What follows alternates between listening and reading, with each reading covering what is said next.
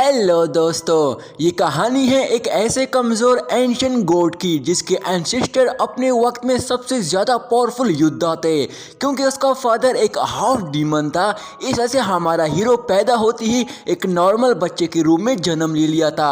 उसके पास unlimited powers है, पर वो कमज़ोर होने की वजह से कभी भी एक्टिवेट नहीं कर पाया है। तो हमारा ये हीरो अपने फादर की तरह कैसे रेनकार्नेशन करके अपनी गॉड एंड डेवल पावर्स को एक्टिवेट करके एक डीमन गॉड बनेगा, तो ये हम इस डोंगा एनाम में देखने वाले हैं। बिना देर किए इस अमेजिंग न्यू डोंगा एनाम को स्टार्ट करते हैं। तो कहानी की शुरुआत में हमें एक नरेटिंग वॉइस बताती है कि हजारों सालों पहले डूगू फैमिली का एंसेस्टर डूगू मोर्टियन ने अनपैरेलल मैजिकल स्किल की कल्टीवेशन की। उसके दुश्मनों को इसकी पावर से बिल्कुल भी डर नहीं लगता था, पर इसी वजह से ही ये इनके लिए एक क़यामत ना बन जाए। उन इवल लोगों ने इमॉर्टैलिटी की वैली पे अटैक कर दिया। सभी ने मिलकर इसे खत्म करने के लिए इसकी फैमिली तक पर इस पे अटैक कर दिया, तक कि इनके हीरोज ने भी इस पूरी डोगू फैमिली को डिस्ट्रॉय करने का ऑर्डर दे दिया, ताकि फ्यूचर में इन सभी से हमें कोई मसला ना आए।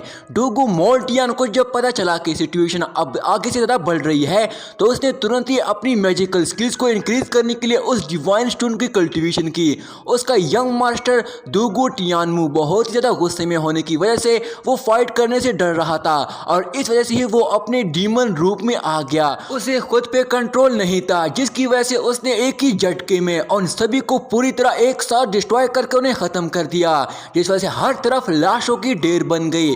टियानमू पूरी तरह डीमन की फॉर्म में होने की वजह से वो काफी इवल बन चुका था। उसे खुद पे कंट्रोल भी नहीं रहा, यहाँ तक कि वो अपनी माँ पे भी अटैक करने लगता है और उस पे एक जोरदार अटैक करके उसे दूर फेंक देता है, जिससे मोर्टियन तुरंत ही पकड़कर उसे बचा लेता है। और जैसे ही टियानमू दोबारा से उस पर अटैक करने आता है कि तभी उसे पहले ही मोर्टियन उस पर एक पावरफुल स्वॉर्ड स्लैश से अटैक कर देता है, जिसे टियानमू दूर एक चट्टान पर जाकर लगता है। वही उन डीमंस का लीडर अभी भी जिंदा था, जो कि उसे देख जा रहा होता है। टियानमू जैसे दोबारा उठता है तो उसके दोनों ही हाथ कटे हुए होते हैं, पर फिर भी वो हंस रहा होता है, जिसके साथ ये टियानमू दोबारा से अपनी मैजिकल पावर से अपने दोनों ही हाथों को ठीक कर देता है और गुस्से के साथ अपनी इवल एनर्जी को भी एक्टिवेट कर देता है।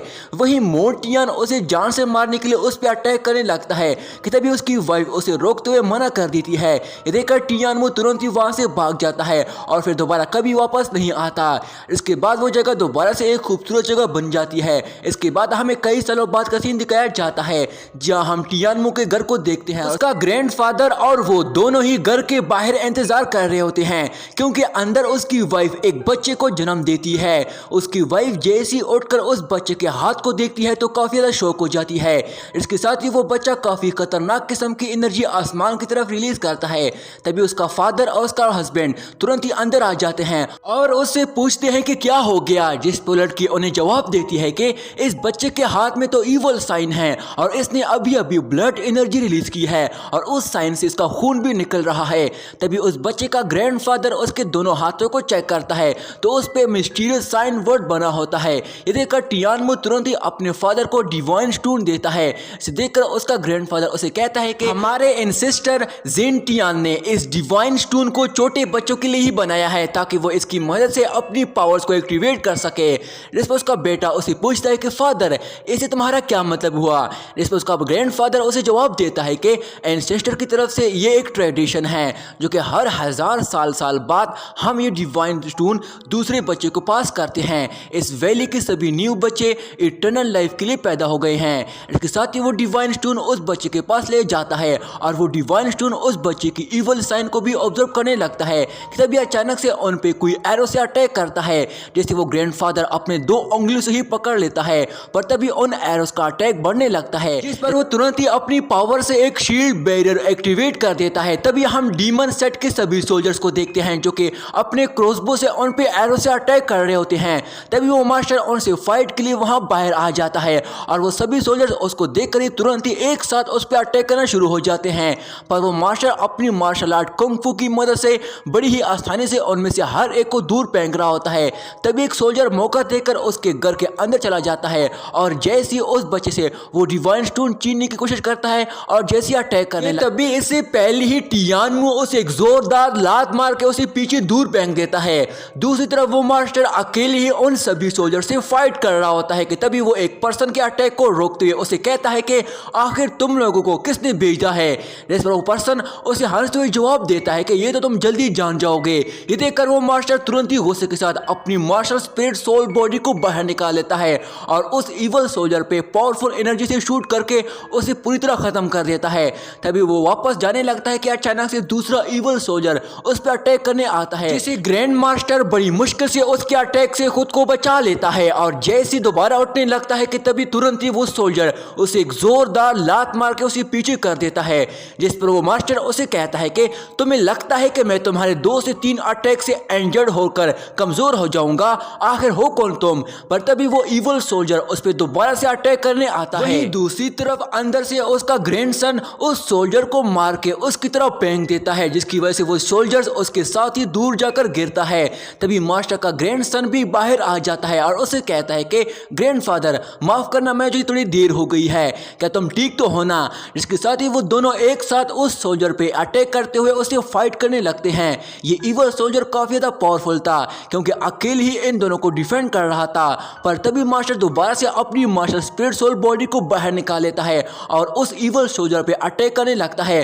पर वो सोल्जर उसके अटैक को रोककर बड़ी मुश्किल से उसको डिफेंड कर लेता है और जैसे ही वो सोल्जर उसे मारने के लिए अपनी ब्लेड से उस पर अटैक करने आता है कि तभी मास्टर अपनी मार्शल सोल पावर से उस पर एक पावरफुल जोरदार अटैक करके उसे दूर फेंक देता है। इससे वो इवल सोल्जर काफी ज्यादा इंजर्ड हो जाता है, जिसकी वजह से वो अपनी जान बचाने के लिए तुरंत ही वहां से गायब होकर भाग जाता है।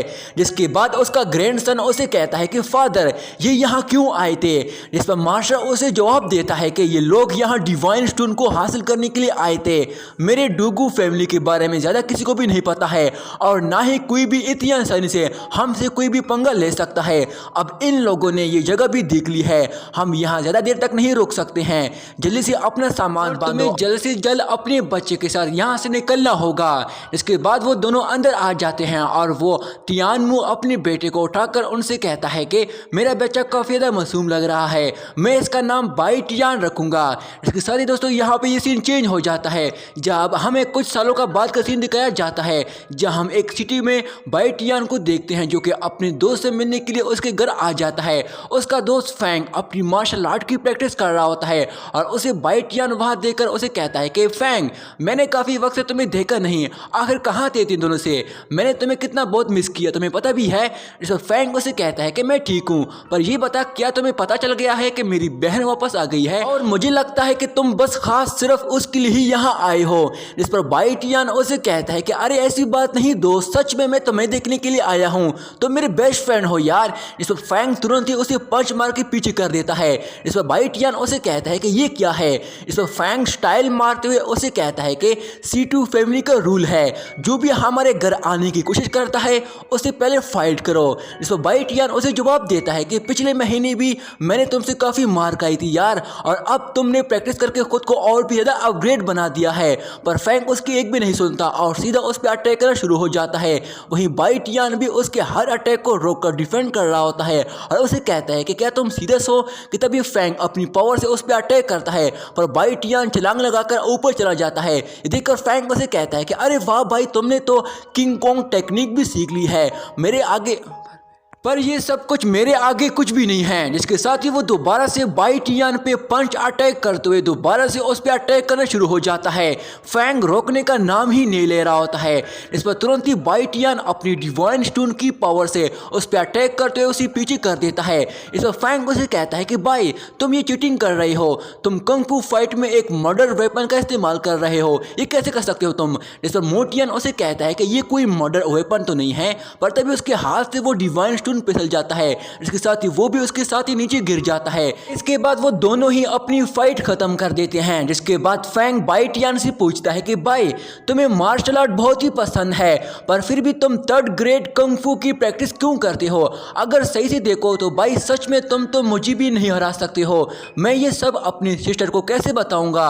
इस पर बाई टियान उसे कहता है कि तुम्हें कुछ नहीं पता बच्चे, ये 3rd ग्रेड मार्शल आर्ट इस दुनिया में एक अचीवमेंट जैसा है, हमें काफी पावरफुल और इसकी मदद से मैं अपनी मार्शल आर्ट की स्पिरिचुअल पावर्स को एक्टिवेट कर दूं तो फिर देखना मैं कितना ज़्यादा पावरफुल इंसान बन सकता हूं। तुम्हें नहीं पता मेरे एंसेस्टर कितने ज़्यादा पावरफुल थे और उसकी वजह से ही मेरे अंदर काफ़ी ज़्यादा पावरफुल पावर्स है, पर मैं उन्हें एक्टिवेट नहीं कर पा रहा हूं, उन्हीं की देर है। इस पर फैंग उसे कहता है कि आखिर मैं इस सब के बारे में बात ही क्यों कर रहा हूँ। ये छोड़ो, मैं तुम्हें कहने वाला था कि मेरी बहन वापस आ गई है।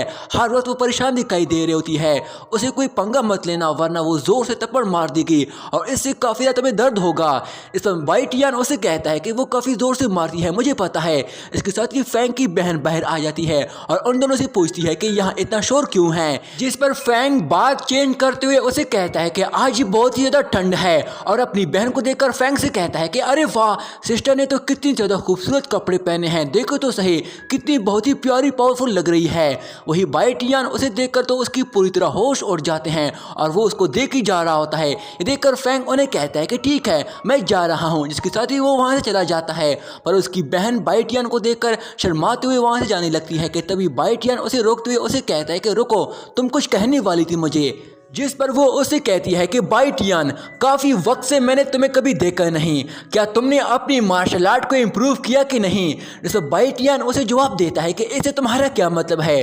जिस पर वो जवाब देती है कि मैं सिर्फ इतना कहूँगी कि मेरा भाई अभी भी तुम पे काफ़ी ज़्यादा यकीन करता है क्योंकि तुमने मार्शल आर्ट के 3rd ग्रेड को अचीव किया है, तुम्हारे अंदर काफ़ी पावर्स है पर तुमने इसे कभी अनलॉक नहीं किया है, क्या ये सच है कि नहीं। इस पर बाइटियन जवाब देता है कि हाँ ये सच है, मुझे मेरे डूगू फैमिली के एंसेस्टर से ये पावरफुल पावर्स बचपन में ही मिली थी पर मैंने इसे कभी अनलॉक नहीं कर पाया हूँ।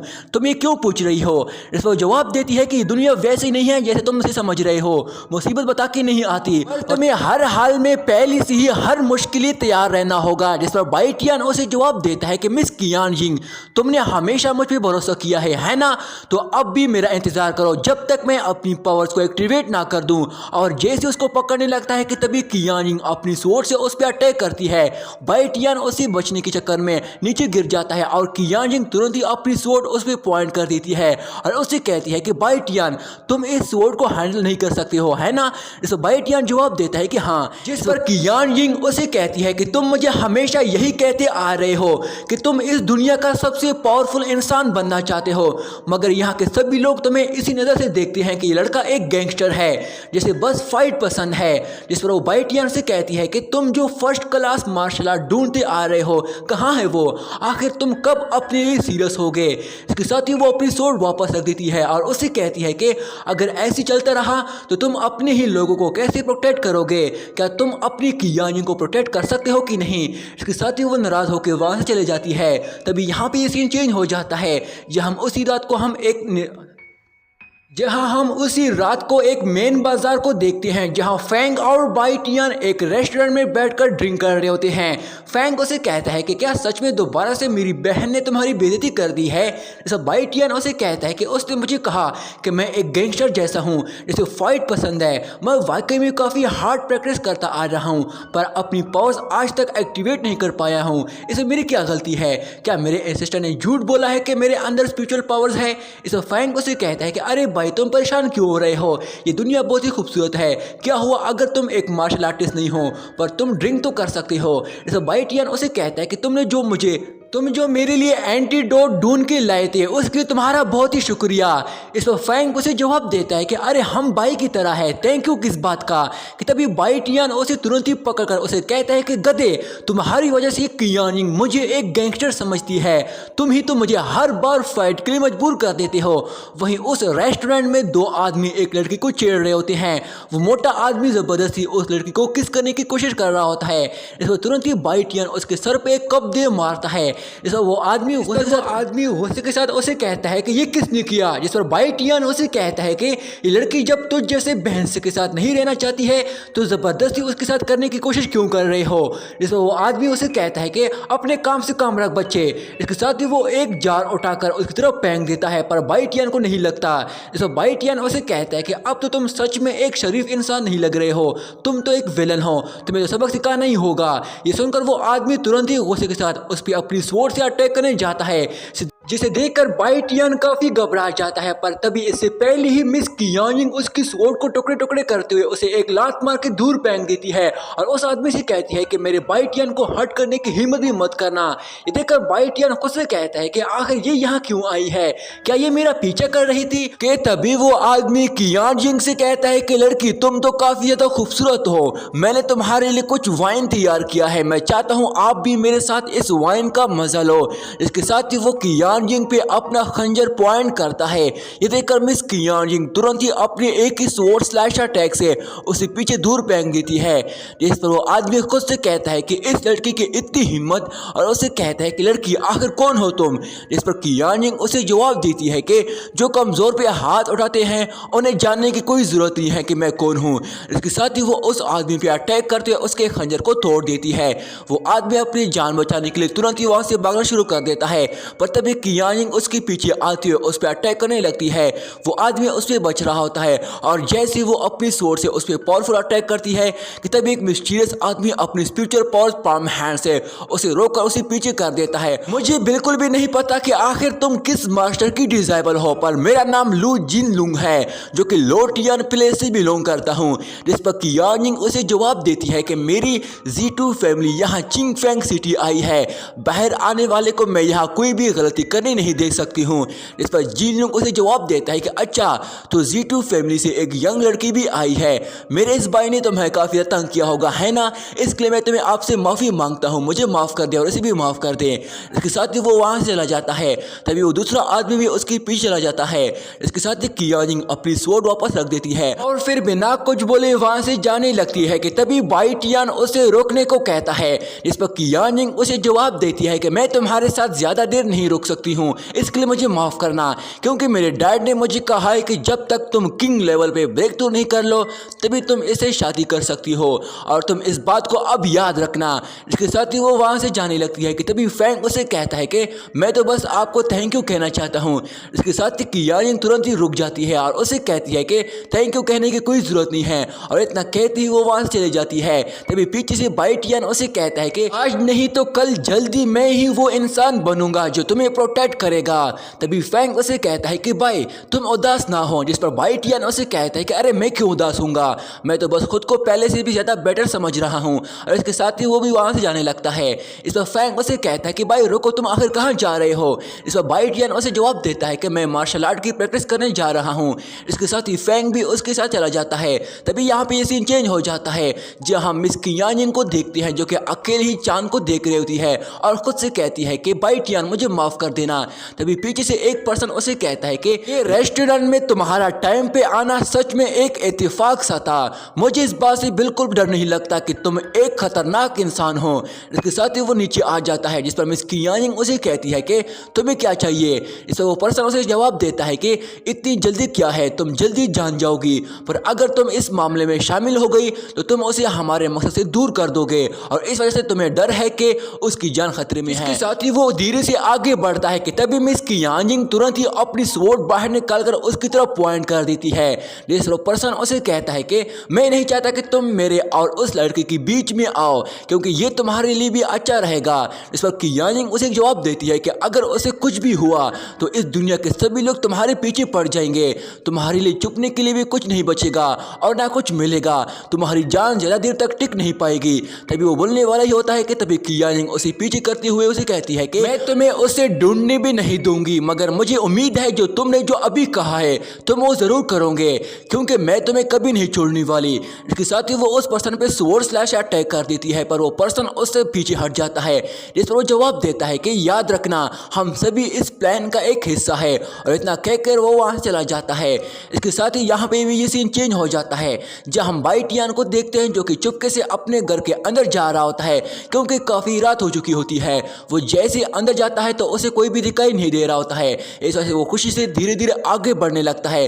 तभी उसका डैड उसके सामने आ जाता है और उसे कहता है कि तुम सुबह सुबह यहाँ से घर से निकल जाते हो पर रात को तुम काफी देर से आते हो, मुझे तो तुमसे अल्कोहल की स्मेल आ रही है, मैं देख रहा हूँ आजकल तुम कुछ ज्यादा ही खराब हो रहे हो। इस पर बाई टियान उसे कहता है कि अरे पापा ऐसी बात बिल्कुल भी नहीं है, मैं ड्रिंक करके बिल्कुल भी नहीं आया हूँ, बल्कि मैं तो खुद को इस दुनिया का महान इंसान बनने के लिए मार्शल आर्ट प्रैक्टिस करके आया हूँ। जिस पर उसका डैड टियान टियानमू खुद से कहता है कि अरे यार इसकी ये प्रैक्टिस वाली बात फिर से शुरू हो गई, जिसके साथ ही वो तुरंत ही बाइटियान को मारने लगता है। वहीं बाइटियान भी उसकी मार से बचने के लिए भागने लगता है और उसका डैड उसे पकड़ लेता है। अब वो थप्पड़ मारने ही वाला होता है कि तभी उसका ग्रैंडफादर उसके डैड के हाथ में एक पत्थर फेंक देता है, जो कि वो भी वाइन पी रहा होता है।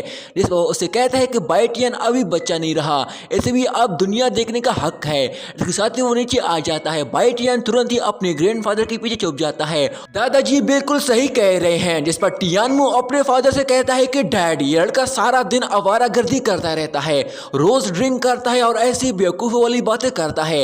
इस पर उसका ग्रैंडफादर उसे कहता है कि किसने कहा बाइटियन एक आवारा लड़का है, तुम्हें नजर नहीं आ रहा है? बाइटियन जब तुम्हें कह रहा है कि वो मार्शल आर्ट सीखने के लिए उसकी प्रैक्टिस कर रहा था, तो तुम्हें यकीन क्यों नहीं हो रहा है? इस पर टियानमू उसे कहता है कि पर डैड, ये बात तो ये गधा कई सालों से ऐसे ही कहता आ रहा है, जब भी मैं ऐसे सिखाता हूँ तब तो ये सीखता नहीं। इस पर उसका ग्रैंडफादर उसे कहता है कि बाइटियन, आखिर तुम ये सब कुछ खुद ही अपने मुंह से ऐसे क्यों नहीं कह देते?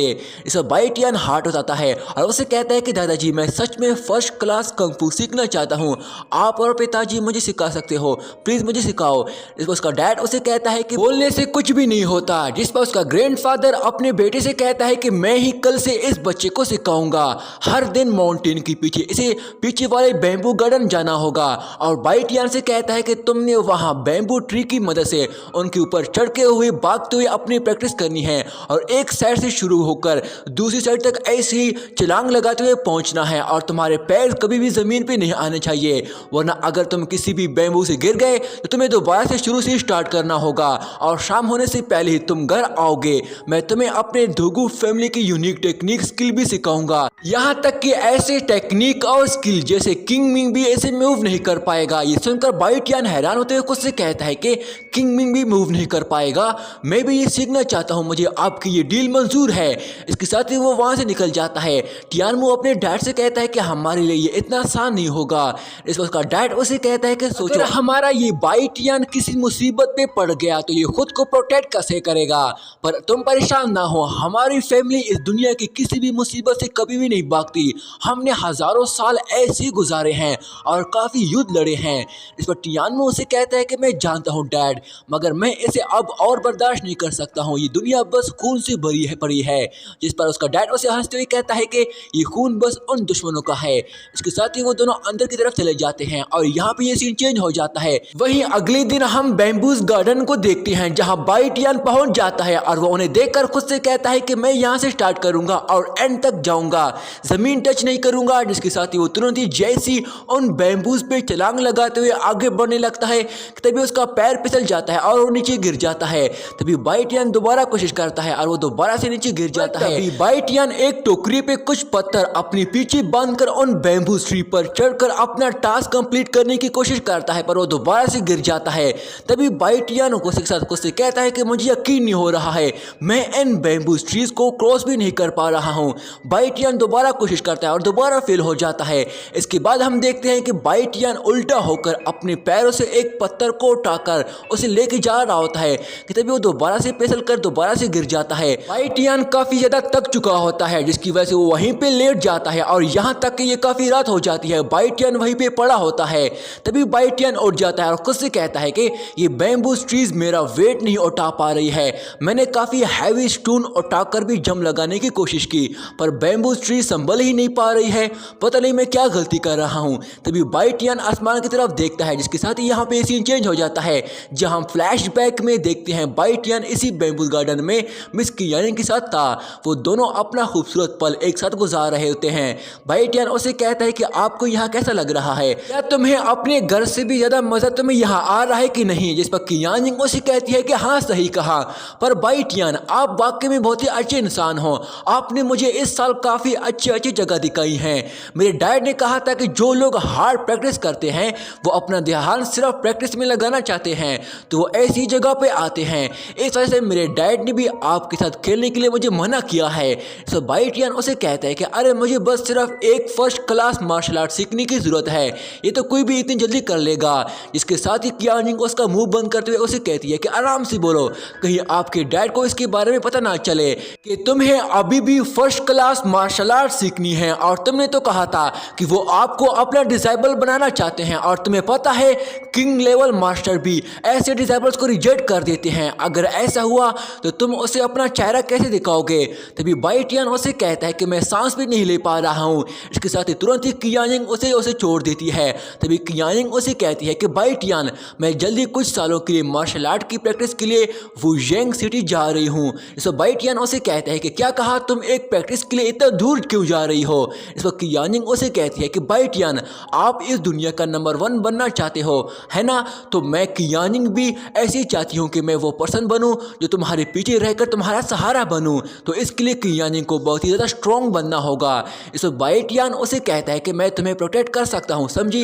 इस पर कियानिंग उसे कहती है कि बाइटियन, आई नो, पर फैंग कभी भी बाइटियन से कमज़ोर नहीं होना चाहता है, पर मुझे सबसे ज़्यादा बाइटियन पसंद है। जिस पर बाइटियन शर्मा जाता है और फिर उसे कहता है कि ठीक है, तुम जाओ, पर तुम कब वापस आओगी? इस पर कियानिंग उसे जवाब देती है कि तुम बस इंतज़ार करना, जब मेरी स्टडी कंप्लीट हो जाएगी तो मैं वापस आ जाऊंगी और फिर मैं बाइटियन से शादी करूंगी। ये सुनकर बाइटियन खुश होते हुए उसे कहते हैं कि क्या सच में? इस पर वो हाँ करती है। तभी यहाँ पे ये सीन वापस वहीं आ जाता है और ये सब कुछ याद करके बाइटियन में काफ़ी ज़्यादा जोश आ जाता है और वो खुद से कहता है कि मुझे पावरफुल बनना होगा और पावरफुल बनने का कोई शॉर्टकट रास्ता नहीं देख सकता, मुझे अपनी हार्ड प्रैक्टिस करते रहना होगा। जिसके साथ ही बाइटियन तुरंत ही उस रॉक को उठाकर दोबारा से प्रैक्टिस स्टार्ट कर देता है, पर वो अभी भी हर बार की तरह नाकाम ही हो रहा होता है।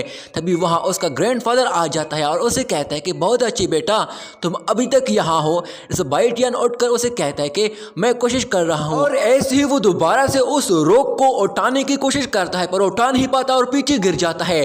जिससे उसका ग्रैंडफादर उसे कहता है कि बेटा, तुमने सच में इसके लिए मेहनत करने का फैसला कर लिया है, मुझे देखकर बहुत ज़्यादा काफ़ी ज़्यादा खुशी हुई है, पर तुम दिन रात तक सोई नहीं हो, इस वजह से तुम्हारे ग्रैंड माँ ने उसी के साथ मुझे लात मार के कमरे से ही बाहर फेंक दिया।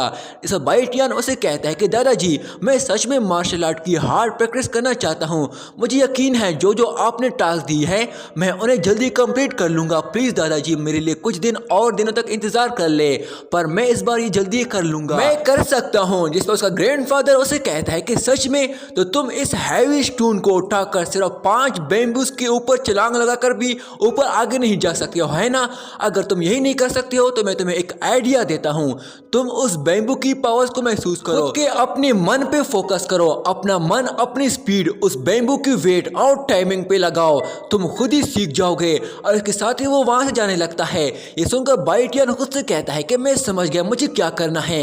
इसके साथ ही वो उस रॉक को उठाने लगता है कि तभी उसका ग्रैंडफादर उसे अपने साथ ले जाता है कि इस ये वक्त सोने का है, तुम ये कल भी कर सकते हो। इसके साथ ही यहाँ पे ये सीन चेंज हो जाता है जहाँ हम अगली सुबह बाइटियन के ग्रैंडफादर को देखते हैं जो कि वाइन पी रहा होता है। तभी उसकी नज़र बाइटियन पर पड़ती है जो कि चुपके से घर से बाहर निकल जा रहा होता है।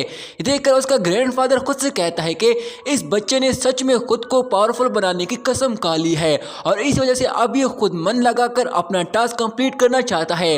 इस पर वो काफ़ी ज़्यादा खुश हो जाता है। इसके साथ यहाँ पे ये सीन चेंज हो जाता है जहाँ वो सभी नाश्ता कर रहे होते हैं पर बाइटियन नहीं होता। देखकर उसकी माँ कहती है कि इस बाइटियन के बच्चे ने कई दिनों से ठीक से खाना भी नहीं खाया है। जिस पर उसका ग्रैंडफादर उसे कहता है कि वो बच्चा ठीक है, उसने मेरे साथ कुछ देर पहले ही कुछ ड्राई फ्रूट खा लिया था। जिस पर उसका फादर खुद से कहता है कि ये लड़का अब हर दिन सिर्फ ड्राई फ्रूट ही क्यों खा रहा है और अपने डैड से कहता है कि पिताजी, मैंने तो आपको उस टाइम ही मना कर दिया था कि इस लड़के को डायरेक्ट मार्शल आर्ट की प्रैक्टिस में मत लगाए, पर आपने उसे इतना मुश्किल टेस्ट भी दे दिया, उसे अब हो भी नहीं पा रहा है। इस पर जवाब देता है कि बोलना मत, तुम ही तो ये सब चाहते थे और अब तुम उसके लिए परेशान हो रहे हो। अगर तुम्हें उस पर इतना ही ज़्यादा तरस आ रहा है तो जाकर देखो वो ये सब कैसे कर रहा है। तभी यहाँ पे सीन चेंज हो जाता है जहाँ बैम्बू गार्डन में हम बाइटियन को देखते हैं जो कि अपनी पूरी तरह मन लगाकर उन बैम्बू ट्री को समझने लगता है और फिर तुरंत ही फुल स्पीड से भागते हुए छलांग लगाकर धीरे से उन सभी बैम्बू ट्रीज पे चढ़ते हुए उन्हें पकड़कर एक के बाद एक बैम्बू ट्री पे छलांग लगाकर उन्हें क्रॉस करने लगता है और ऐसे वो इस बार पहली ट्राई में कामयाब हो जाता है। इसके बाद बाइटियन बाइटियन एक स्टून को उठाकर इसके बाद बाइटियन एक स्टून को उठाकर इस टेस्ट को दोबारा से ऐसे ही कंप्लीट कर रहा होता है। इसके साथ ही अगली सीन में हम उसके ग्रैंडपा और उसके डैड को देखते हैं, जो कि दोनों ही बैम्बू गार्डन में आए होते हैं और दोनों ही आपस में बातें कर रहे होते हैं कि तभी टियानमू अपने फादर से कहता है कि डैड, आप रात को भी यहाँ आते हो और मैं चाहता हूँ कि मैं भी इसके पास जाकर इसे रुकूं। इस पर उसका डैड जवाब देता है कि तुम्हें अपने ही बच्चे से इतनी चिढ़ क्यों है, तुम्हें उस बच्ची की इतनी मासूमियत नजर नहीं आती है क्या? वो बच्चा मन लगाकर ये सब सीखना चाहता है। इस पर टियानमू उसे जवाब देता है कि डैड, आप ऐसा क्यों कर रहे हो? इस पर जवाब देता है कि मेरी डूगू फैमिली काफी वक्त से खामोश बैठी है और अब वक्त आ गया है कि हम सभी को अपनी ताकत दिखाएं। और अब वो आगे बोलने ही वाला होता है कि तभी वहां बाइटियन पहुंच जाता है और खुश होते हुए कहता है कि ग्रैंडपा, मैंने कर दिखाया। उसका ग्रैंडफादर उस पर काफी ज्यादा खुश हो जाता है और उसे कहता है कि मैं जानता था मेरा पोता ये जरूर कर सकता है। देखकर टियानमू गुस्से के साथ वहां से चला जाता है। बाइटियन को बुरा लगता है पर उसका ग्रैंडफादर उसे कहता है कि जाने दो उसे कुछ वक्त के लिए अकेले ही छोड़ दो। इस पर बाइटियन उसे कहता है कि ग्रैंडपा, आपने वादा किया था कि आप इस टास्क के बाद आप मुझे ट्रेनिंग दोगे। इसको जवाब देता है कि मैं सोच रहा हूं कि king Ming technique skill technique तुम्हारे लिए सही नहीं है। इस पर बाइटियन उसे जवाब देता है कि दादाजी, आपने मुझे झूठ बोला है ना? इसको जवाब देता है कि उस ब्लैक जेडी डिवाइन स्टोन का वो हिस्सा कहाँ है जो मैंने तुम्हें दिया था कि इसे अपने दिल के करीब हमेशा रखना। इस पर बाइटियन तुरंत ही उस ब्लैक जेडी स्टोन को निकाल के उसे कहता है कि दादाजी, इस स्टोन में बस एक ही मैसेज लिखा है कि इस दुनिया का 3rd ग्रेड मार्शल आर्ट को अचीव करना है, जिसके बाद ही तुम्हें अनपैरेलल पावर्स मिल जाएगी। क्या ये कोई स्कैम तो नहीं है? क्योंकि मैंने बहुत सी चीजें सीख ली है पर फिर भी यहाँ तक कि मैंने किंगों को भी नहीं हरा पाया हूँ। जिस पर उसका ग्रैंडपा वो ब्लैक जेडी स्टोन पकड़कर उसे कहता है कि बेटा, डिवाइन स्टोन हजारों सालों से है, हो सकता है कि इसमें जो लिखा है वो गलत है, पर अगर ऐसा है तो मैजिक पावर्स का असली मतलब क्या है? और इस बात को समझने के लिए मैंने कई सदियां तक प्रैक्टिस की थी ताकि मैं इसे अच्छी तरह समझ सकूं। और क्या तुम्हें पता है इस दुनिया का असली वॉरियर कौन होता है और इस दुनिया में मार्शल आर्ट का कितने ग्रेड्स होते हैं? इस पर बाइटियन जवाब देता है कि हाँ, मैं जानता हूं दादाजी, 3rd ग्रेड, 2nd ग्रेड और 1st ग्रेड होता है। इसके बाद सभी किंग लेवल आता है। हमारे uncle C2 2nd king level पे हैं और यहाँ किंग लेवल के मास्टर भी हैं पर दुनिया में इतने ज़्यादा नहीं हैं। इस पर उसका ग्रैंडफादर उसे हंसते हुए जवाब देता है कि क्या तुम्हें पता है हमारे दादाजी किस लेवल पे हैं? जिसके साथ ही वो उस स्टोन को हवा में उछालता है और साथ ही वो अपनी पावर से वहाँ टाइम को स्लो कर देता है। इस पर बाइटियन उसे जवाब देता है कि दादाजी, अब तो आप ओल्ड हो चुके हो, तो मुझे लगता है अब आप किंग लेवल के मास्टर हो गए होंगे, है ना? और जैसे वो उस स्टोन को पकड़कर ऊपर देखता है तो सब कुछ फ्रीज हुआ होता है।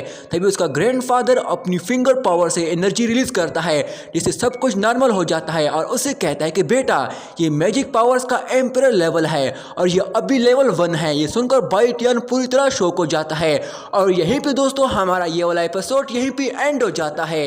दोस्तों ये सीरीज और ये वाला एपिसोड जरा बराबर भी अच्छा लगा है तो सबसे पहले मेरे इस चैनल को सब्सक्राइब करके मेरे इस वीडियो को लाइक कर देना और दोस्तों मुझे फुल सपोर्ट करना ताकि मैं इस सीरीज के अगले सारे एपिसोड जल्दी अपलोड कर सकूं। शुक्रिया।